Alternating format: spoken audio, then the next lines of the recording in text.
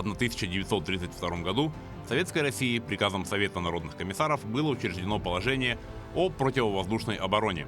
С этого дня берут свое начало подразделения гражданской обороны. В республике вопросам гражданской обороны уделяют особое внимание. Паводки, лесные пожары, техногенные происшествия на объектах ЖКХ – все это требует особого внимания и быстрого реагирования.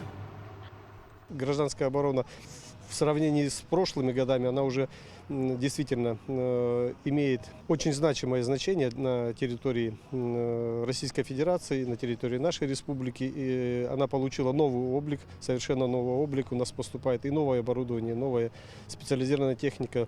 В этом году у нас на вооружение поступило 18 единиц специализированной техники, как пожарной техники, как спасательной техники, большое количество оборудований по ликвидации различных чрезвычайных ситуаций, социально значимых происшествий. Также хочу отметить, что на территории республики в рамках вопросов гражданской обороны развиваются и вопросы по пунктам временного размещения, защитные сооружения в вопросах гражданской обороны.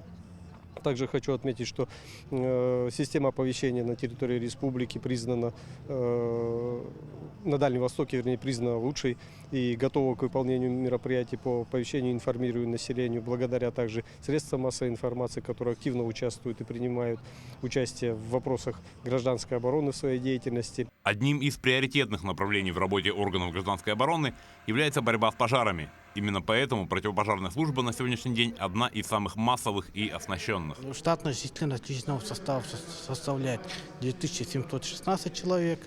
Ежесуточно на боевом дежурстве поступает 500 человек личного состава, а также 300 единиц пожарной техники. На сегодняшний день наши инструктора во всех населенных пунктах проводят противопожарную профилактику и пропаганду против пожаров.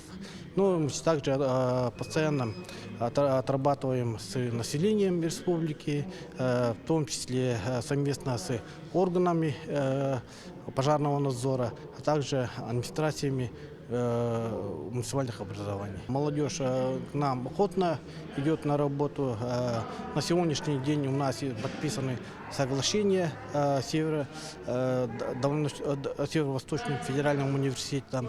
Наши ребята обучаются. Также студенты после окончания вот этих высших учебных заведений поступают к нам на работу. Ежегодно ко Дню гражданской обороны в России проходят всеобщие командно-штабные учения, в которых принимают участие как структурные подразделения Министерства по чрезвычайным ситуациям, так и добровольческие и внештатные формирования на предприятиях и объектах экономики. Рассматриваем готовность персонала личного состава данных объектов к выполнению тех или иных задач и мероприятий по гражданской обороне. Например, это у нас получается по укрытию, по выдаче средств индивидуальной защиты и по элементам эвакуационных мероприятий из зон опасности, которые будут существовать на территории города Якутска. В Национальном медицинском центре рассмотрели готовность нештатных формирований для обеспечения выполнения мероприятий гражданской обороны. Это медицинские формирования, противопожарные службы, охрана общественного порядка. И самая главная задача – это оказание медицинской помощи для населения. Рассмотрели, как оказывается эта первая медицинская помощь на базе Национального центра. И, в принципе, готовность всех служб Национального центра медицины оценивается как готовы по действиям к предназначению. Ну, скажем, что анализ вообще проведенных мероприятий по медицинским учреждениям Республики Саха-Якутия показывает, что персонал готов к выполнению задач. Очень все прошли необходимую подготовку в учебно-методическом центре по делам гражданской обороны Республики Саха-Якутия, а руководящий состав, они в основном обучаются в учебных заведениях МЧС России. Поэтому можно сказать, что медслужба на сегодняшний день готова к выполнению задач. Якутская ГРЭС – один из важнейших объектов для республики. Любые чрезвычайные ситуации, которые могут возникнуть на предприятии, могут повлечь серьезные последствия для сотен других предприятий и тысяч людей. Именно поэтому к объектам энергетики уделяется повышенное внимание. Но и рядовые сотрудники ГРЭС и внештатные формирования гражданской обороны всегда находятся в боевой готовности и на всех учениях показывают свой профессионализм и оперативность. Все тренировки, они оцениваются, есть определенные критерии оценки тренировки.